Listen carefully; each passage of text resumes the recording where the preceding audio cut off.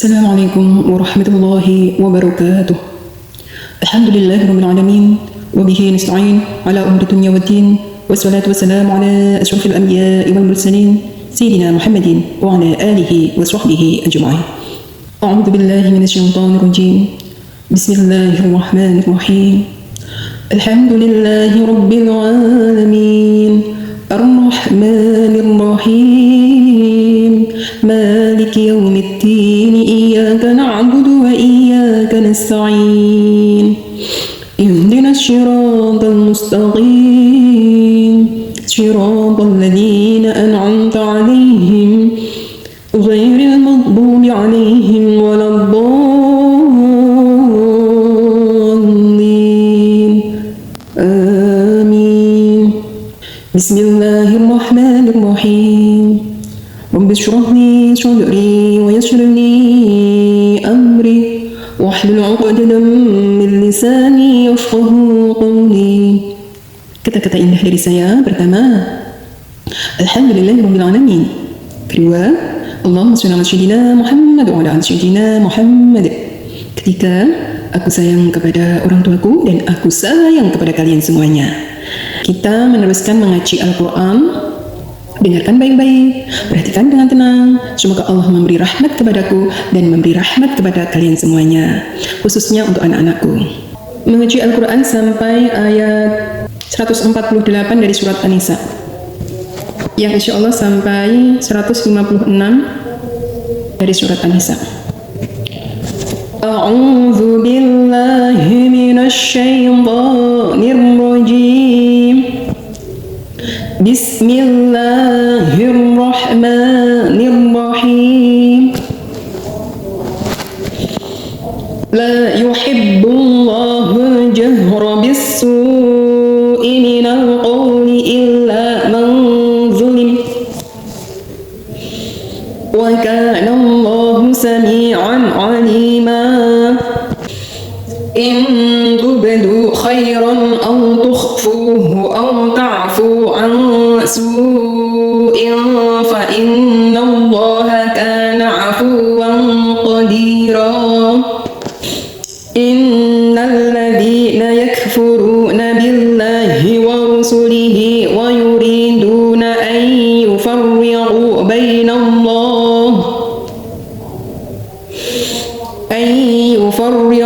bainallahi wa rusulihi wa yaquluna nu'minu bi ba'din wa nakfuru bi ba'din wa yuriduna an yattakhidhu baina dhalika sabila. Ulaika humul kafiruna haqqan wa a'tadna lil kafirina 'adaban muhina. Walladzina amanu billahi wa rusulihi wa lam yufarriqu baina ahadin minhum ulaika sawfa yu'tihim ujurahum wa kana Allahu ghafurar rahima. Yas'aluka ahlul kitabi an tunazzila 'alaihim kitaban minas samaa'i faqad sa'alu Musa akbar min dhalika faqalu arina Allah jahratan fa akhadhathum as-sa'iqatu bi dhulmihim thumma ittakhadhul 'ijla min ba'di ma ja'atuhumul bayyinatu fa'afawna an dhalik wa atayna Musa sultanan mubina wa rafa'na fawqahum at-tura bimithaqihim wa qulna lahum udkhulul baba sujjadan wa qulna lahum la ta'du fis sabti wa akhadna minhum mithaqan ghalidha fabima naqdihim mithaqahum wa kufrihim bi ayatillahi wa qatlihimul anbiya الأنبياء وقتلهم الأنبياء بغير حق وقولهم قلوبنا غلف بل طبع الله عليها بكفرهم فلا يؤمنون إلا قليلا وبكفرهم وقولهم على مريم بهتانا عظيما صدق Allahul Azim. Nah, demikian tadi kita belajar tafsir. Sekarang kita mempelajari tafsirnya. Tadi dengarkan baik-baik, perhatikan dengan tenang. Semoga Allah memberi rahmat kepadaku dan memberi rahmat kepada kalian semuanya. Aku berlindung kepada Allah dari godaan syaitan yang terkutuk dengan menyebut asma Allah yang Maha Pengasih lagi Maha Penyayang. Sekarang kita menerangkan larangan melontarkan ucapan-ucapan buruk kepada seseorang. Surat An-Nisa ayat 148. Allah tidak menyukai ucapan buruk yang diucapkan dengan terus terang kecuali oleh orang yang dianiaya. Allah adalah Maha mendengar lagi Maha mengetahui. Sekarang kita kupas sedikit demi sedikit ya apa isi kandungannya, keterangannya. Jadi Allah itu tidak menyukai ucapan buruk. Makanya di surga itu enggak, nanti di akhirat sana ya, di surga itu enggak ada kata-kata kotor, kata-kata yang tidak baik ya. Di surga itu kata-katanya indah. Makanya di dunia pun kita diajarkan oleh Allah untuk berkata baik, karena Allah tidak menyukai kata-kata yang buruk. Yang diucapkan terus terang ya, maksudnya dengan terang-terangan mengucapkan kata-kata yang buruk. Kata-kata buruk seperti apa? Contohnya mengumpat ya, contohnya membuat orang lain itu marah atau tersinggung karena kata-kata yang buruk. Terus apalagi kalau kata-kata buruk itu kalau sendiri, nah, contohnya kalau kita tersandung batu kakinya terus mengucapkan umpatan yang buruk, yang seharusnya kan terus mengucapkan perkataan baik ya, astagfirullahaladzim, itu juga kata-kata yang baik. Nah, terus apalagi kata-kata buruk itu diucapkan, contohnya seperti apa? Contohnya melihat anak orang bodoh yang memang keterbelakangan ya, jangan kamu katakan di tempatnya kalau dia itu bodoh, tapi katakanlah belajarlah yang sungguh-sungguh. Gak ada orang yang bodoh kalau orang itu mau belajar. Nah, itu menyemangati. Kalau kata-kata yang tidak sopan seperti ini, dasar manusia bodoh, gak berpendidikan, pokoknya umpatan yang menyakitkan hatinya, itu gak boleh. Berarti dia itu termotivasi untuk belajar. Oh, Mbak Mai, aku gak bodoh tuh. Ternyata karena orang bisa pandai itu karena belajar. Malah ngono, terus akhirnya dia itu semangat untuk belajar, menggali ilmu, gitu. Nah, melihat ada orang compang-camping, amburadul, wajahnya penuh dengan kotor debu dan mengkilat, nggak terawat. Nah, terus dikatain dasar gembel, nggak mau berdandan dan sebagainya, pokoknya diumpat orang gila dan sebagainya. Itu kata-kata yang kotor ya, kata-kata buruk. Allah tidak menyukai. Kalau tahu orang-orang seperti itu, didekatinya, kemudian rambutnya dicukur rapi, kemudian diberikan sabun, kemudian diberi pakaian, nah jadi bersihkan. Apabila mereka nggak mempunyai pekerjaan, diberi pekerjaan sehingga bisa menghasilkan uang, uang untuk bisa merawat dirinya, untuk sehari-harinya makan, minum, dan untuk merawat dirinya. Nah, itu kata-kata yang baik ya. Kamu sebenarnya itu enggak seperti itu. Kamu sebenarnya itu bersih. Coba ini dipakai, ini dipakai, ini dipakai. Nah, seperti itu ya. Terus, kecuali orang-orang yang teraniaya. Kecuali orang-orang yang teraniaya. Contohnya yang orang-orang yang dizolimi. Berkata buruk seperti ini. Kalau engkau tidak bertobat ya, maka Allah akan membalas perbuatan-perbuatan burukmu itu. Nah, itu kata-kata orang yang terzalimi. Atau begini ucapan, sungguh terlaknat engkau, karena saking dizoliminya Allah melaknat engkau. Itu kan kata-kata yang apa ya, akibat karena dizolimi. Makanya doanya orang yang terzolimi itu tembus langit ya, maksudnya dikabulkan oleh Allah. Nah itu boleh, dan Allah itu maha mendengar lagi maha mengetahui. Sudah lanjutnya sekarang 149. Jika kamu menyatakan sesuatu kebaikan atau menyembunyikan atau memaafkan suatu kesalahan orang lain, maka sesungguhnya Allah maha pemaaf lagi maha kuasa. Nah ini keterangannya ya, apabila ada orang yang terzolimi, dia itu enggak mengumpat, dia itu enggak mendoakan buruk, tapi justru apa? Berbuat kebaikan, terus memaafkan ya. Kesalahan orang lain itu dimaafkan. Jadi itu membuat enteng melawan, enggak terbebani ya. Nah, baik itu yang dinyatakan maupun disembunyikan. Kalau orang itu sudah memaafkan, alah kamu sebenarnya aku maaf nih, nyapu. Gusti Allah lo, apa ikalah akan memberi pahala kepada orang-orang yang sabar, dan Allah itu bersama orang-orang sabar. Nah, jelas ya. Jadi enggak mengumpat dengan kata-kata buruk, enggak membalas dengan perbuatan buruk apabila dizalimi orang, padahal dibolehkan ya. Dibolehkan ya. Tetapi ya, memaafkan ya, terus berbuat baik ya, akan mendapatkan pahala dari Allah. Kalau itu hanya apa ya, masalah pribadi ya. Tetapi kalau sudah menyangkut negara, persatuan, terus apabila negaranya diserang, menyangkut orang banyak ya, itu harus membela. Kabarnya itu enggak diam, memaafkan diam mungkin enggak membela. Tapi kalau sudah menyangkut urusan orang banyak, itu diperjuangkan. Seperti kemerdekaan Indonesia itu perlu diperjuangkan. Enggak terus penjahat itu jahat di negara Indonesia, kemudian orang Indonesia diam saja, memaafkan, terus diinjak-injak, terus dimaafkan, terus kapan merdekanya? Harus dilawan ya, agar merdeka. Kalau merdeka kita bisa ibadah dengan tenang tanpa ancaman ya, seperti itu.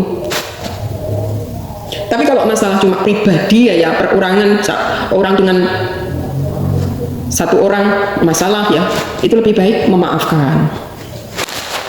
Selanjutnya akibat kekafiran dan buah keimanan. 150.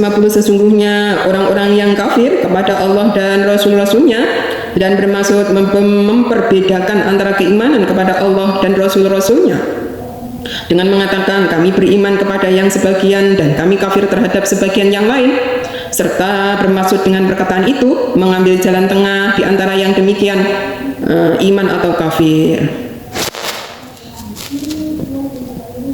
Jadi wong-wong kafir ini ya, wong munafik ya ibaratnya.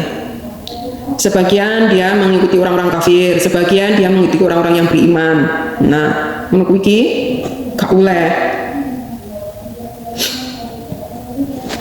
Jadi Diterangkan ayat 151, merekalah orang-orang yang kafir. Sebenar-benarnya kami telah menyediakan untuk orang-orang yang kafir itu siksaan yang menghinakan. Nah, jadilah kalau kamu orang Islam, ya tunjukkanlah Islammu. Senanglah dengan Islam, senanglah melaksanakan ibadah menjadi Islam. Enggak setengah-tengah ya. Dalam arti kamu tunjukkan keislamanmu dan engkau ucapan dan hati itu sama. Kalau kamu meyakini agama Islam, jangan meyakini agama orang lain yang Tuhannya itu bukan Allah, mana ya maksudnya. Dan karena kamu mengakui aja Nabi Muhammad ya utusan Allah dan Tuhannya adalah Allah, itu sudah betul. Tetapi ada ya yang mengatakan Tuhannya Allah tapi Rasulnya bukan Nabi Muhammad, nggak mempercayai Nabi Muhammad. Padahal Allah itu telah memerintahkan ya di dalam firman-Nya, bahkan kitab-kitab sebelumnya, Zabur, Taurat, Injil itu memfirmankan bahwa Nabi akhir zaman itu adalah Ahmad, Nabi Muhammad, kon mengikutinya kalau dia sudah di dunia. Nah, pada zamannya ditetapkannya, disuruh mengikuti syariatnya. Itu perintah Allah. Tetapi kalau perintah Allah itu tidak mau dengan mengatakan saya adalah mengakui Allah Tuhanku, tapi tidak mengikuti ajarannya Nabi Muhammad, itu wong kafir yang sebenar-benarnya. Diterangkan nengok ayat 151 ya bisa seperti itu. Sebagian lain dia mengambil, sebagian lain nggak mau mengikuti. Terus begini, dia mengakui Islam ya, dia mengakui Allah Tuhannya, mengakui Nabi Muhammad utusannya Allah, tapi dia nggak mau melakukan syariatnya, justru dia melakukan syariat agama lain. Itu justru orang kafir yang sebenar-benarnya. Paham kan? Mengakui Allah Tuhannya, Nabi Muhammad Rasulnya, tapi nggak mengakui syariatnya. Yo nggak sholat, nggak poso, nggak zakat, nggak haji, tapi justru dia apa? Mengikuti agama lain. Lah, orang seperti itulah orang yang kafir yang sebenar-benarnya. Gitu loh ya. Nah, kita itu orang Islam yang sebenarnya bagaimana? Yo kita itu mengakui Allah Tuhannya, Rasulullah utusannya, dan kita mengikuti semua ya syariatnya Nabi Muhammad yang diajarkan ya, tanpa membenci agama orang lain. Itu yang benar. Tanpa mengganggu agama lain, itu yang benar. Itu namanya toleransi ya. Apabila orang lain beragama lain ya beribadah, silahkan mereka beribadah. Kita nggak memusuhinya, kita nggak mengganggunya, itu sudah betul. Sekarang 152. Orang-orang yang beriman kepada Allah dan para Rasulnya dan tidak membeda-bedakan seorang pun di antara mereka, kelak Allah akan memberikan kepada mereka pahalanya, dan adalah Allah Maha Pengampun lagi Maha Penyayang.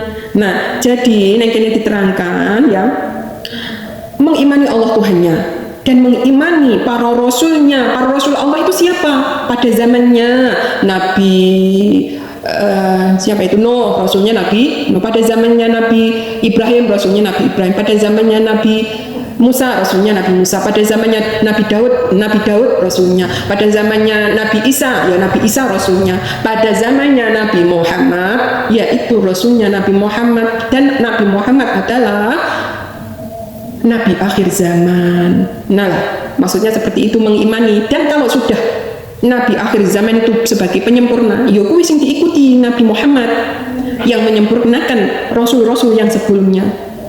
Gitu loh ya. Itu perintah Allah.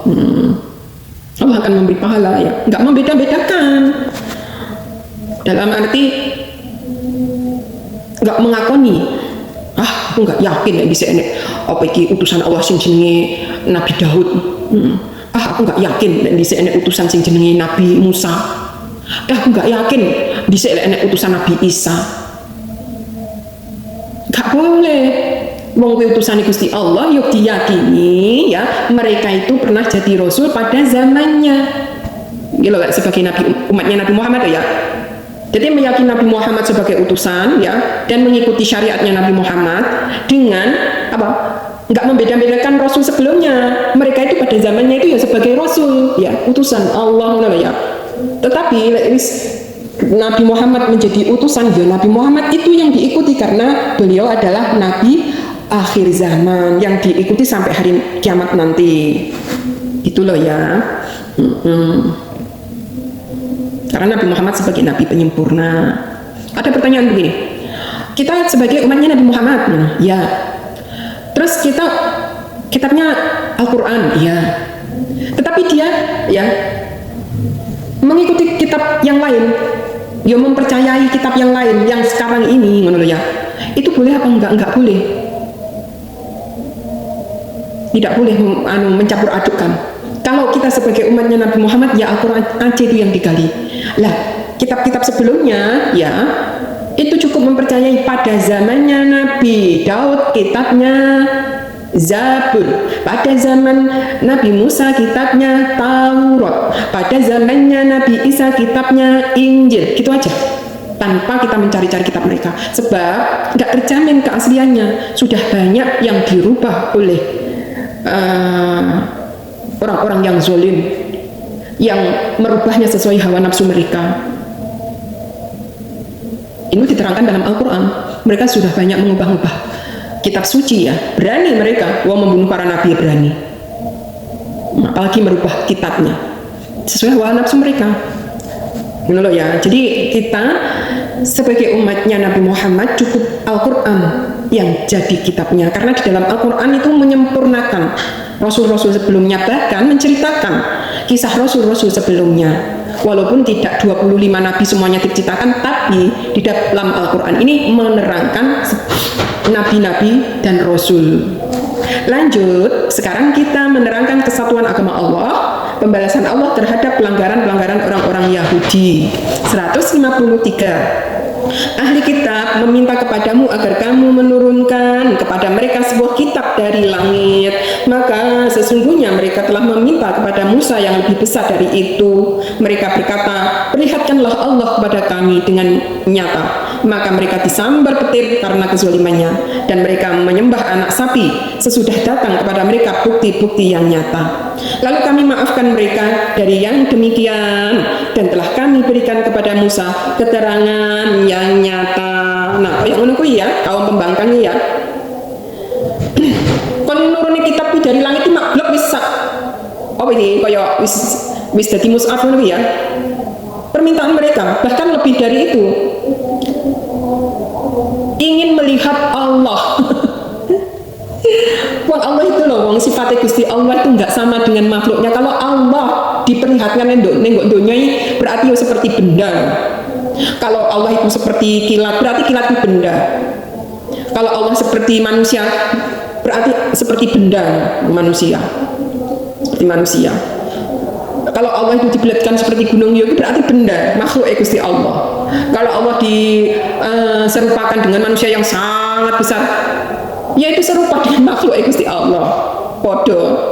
Lah apa bedanya Gusti Allah yang menciptakan dan yang diciptakan? Kok kaum Yahudi lo pingin melihat langsung Allah, kemahabesaran Allah. Lalu sedang di alam dunia sak isi jagat raya kuwi ciptaan Gusti Allah. Lan Gusti Allah kuwi lho ora padha karo makhluke sing diciptakne. Ngerti toh?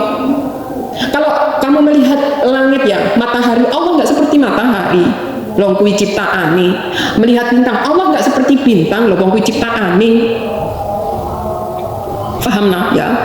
Jadi alam jagat raya ya, apabila kita itu dilihat dari atasannya ya, di Jupiter ya, bumi itu kelihatan kecil sekali. Lah kalau Allah itu diserupakan hidup nih kok bumi loh, bumi itu kecil sekali. Terus makhluk-makhluk yang lain itu siapa yang menciptakan? Apa bisa masa Allah dikerdikan? Di Allah itu loh melebihi, besarnya melebihi dari yang diciptakan alam semesta itu loh. Alam semesta kan ciptaan Gusti. Allah lebih besar dari semuanya itu zatnya. Dan nggak ada yang mengetahui zatnya Allah ya, karena keterbatasan manusia itu sendiri. Lah ono bangsa yang tuh pingin roh Gusti Allah lho, ning kok donya lho, kok dikerdilne ora cara ngono enggak imbang derajate. Layakno dia disambar petir, jret ngono langsung mati. Lah kuwi iki lho petir kuwi ciptaane Gusti Allah. Ngono iki wis enggak kuat kok pingin melihat zatnya Allah. Itu kan keterlaluan. Ngono lho. Jadi kaum Yahudi ini memang cerdas ya, tapi kecerdasannya itu apa ya? Ingin mematahkan sesuatu yang tidak mungkin dia tembus. Contohnya kitab suci kon ngerti kon saka langit wis dadi mustaq makhluk ning nggo donya wis bentuk ngono kuwi mintae lho ya. Wis bentuk mushaf ya. Firman-firman Allah itu kon ngedukni makhluk ngono. Dan dia ingin melihat Allah secara langsung. Ilo kezalimannya apa iki bangsa Yahudi pada zamannya Nabi Musa. Terus ngono ya, jawabannya mereka kan ya sebenarnya bodoh, pingin menyembah sesuatu yang bisa dilihat ngono loh ya. Contohnya menyembah anak sapi ya, terbuat dari emas yang dibuat Musa Samiri. Mereka mau disembahnya. Barang-barang yang mati yang tidak bisa apa-apa disembahnya. Itu kan kebodohan. Nah, barang-barang yang dibuat sendiri, barang ngono disujud-sujud disembah-sembah. Itu kan kebodohan, kejahilian. Itulah umatnya Nabi Musa pada zaman dahulu kala. Membangkangnya itu terus ya. Cerdasnya yang tidak terarah ya. 154. Dan telah kami angkat ke atas kepala mereka bukit Sina untuk menerima perjanjian yang telah kami ambil dari mereka, dan kami perintahkan kepada mereka, masuklah pintu gerbang itu sambil bersujud. Dan kami perintahkan pula kepada mereka, janganlah kamu melanggar peraturan mengenai hari Sabtu. Dan kami telah mengambil dari mereka perjanjian yang kukuh.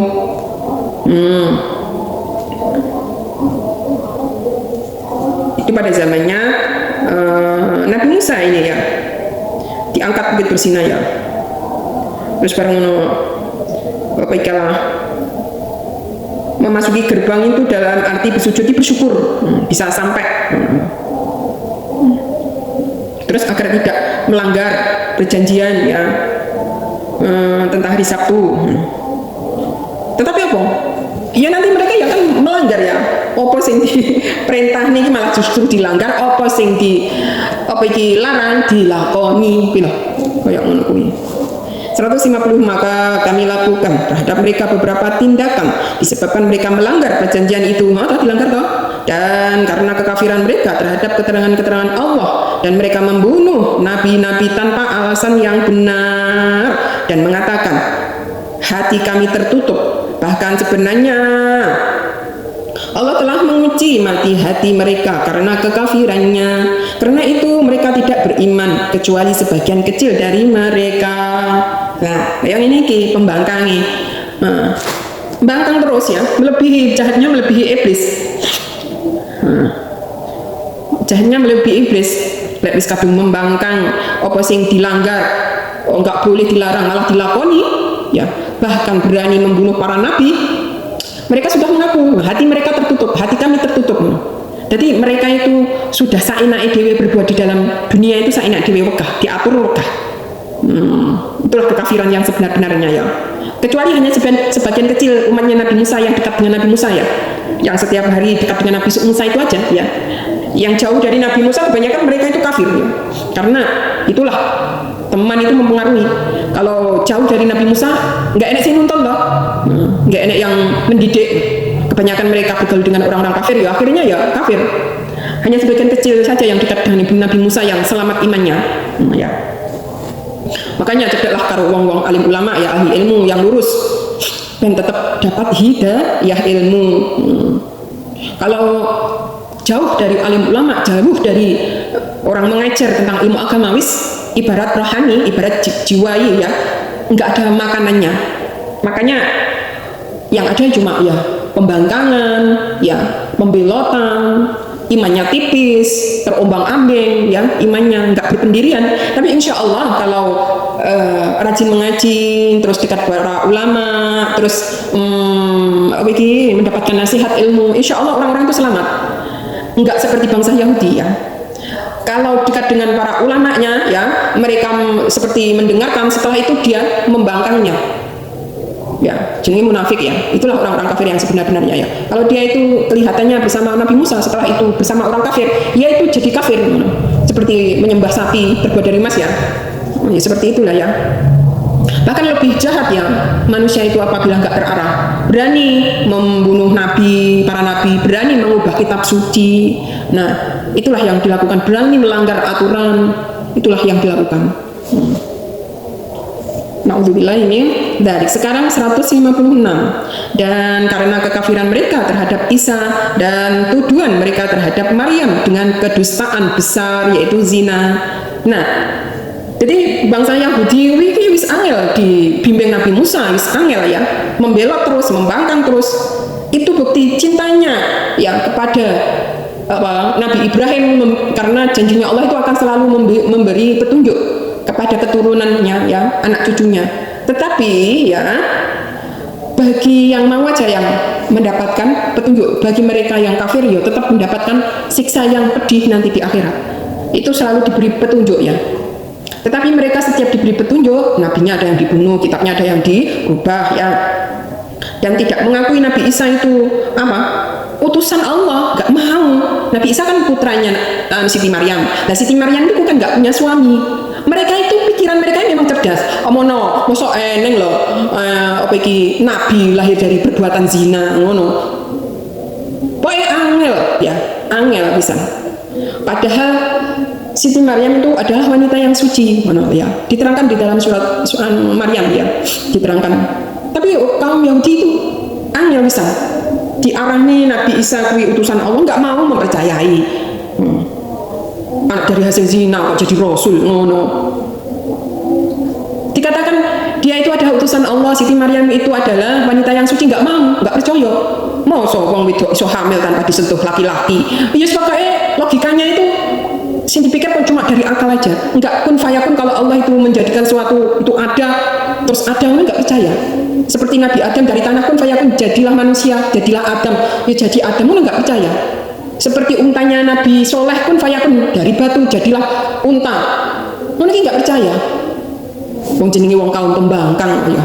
Iki sing eneng sing digoleki salah terus. Siti Maryam itu dituduh zina. Nggak mau mempercayai Nabi Isa utusan Allah, nggak mau kaum Yahudi itu. Itulah wis pembangkangan yang nyata ya, memang mereka itu sungguh pembangkang yang sebenar-benarnya ya.